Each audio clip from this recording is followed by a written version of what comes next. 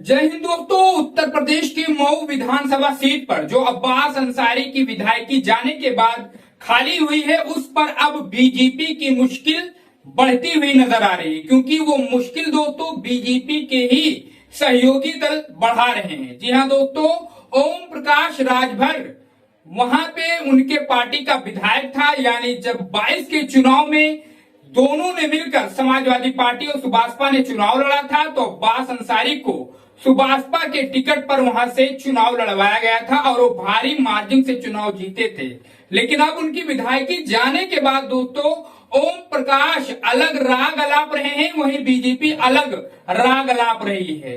ओम प्रकाश के जीते हुए कैंडिडेट हैं अब्बास अंसारी। तो अब ओम प्रकाश कह रहे हैं कि हम 17 के चुनाव में भी वहां चुनाव लड़े थे, 22 में भी लड़े थे और आने वाले 27 में भी लड़ेंगे, उपचुनाव में भी लड़ेंगे।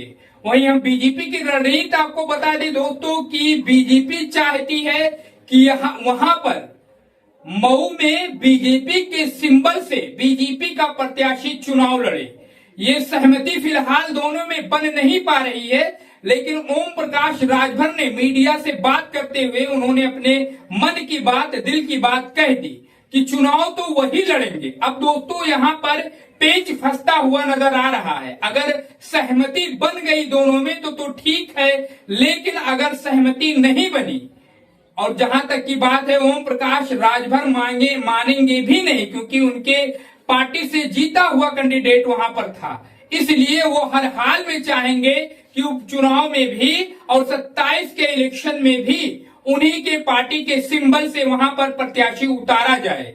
लेकिन बीजेपी भी ये चाहती है कि वहां पर वो अपनी स्थिति मजबूत करे, अपने प्रत्याशी को चुनावी मैदान में उतारे। जैसा कि उपचुनाव में आपने देखा था कि निषाद पार्टी के साथ भी बीजेपी ने वही हाल किया था। जो आने वाले उपचुनाव में मऊ में जो होने वाला है उसमें राजभर जी का होने वाला है।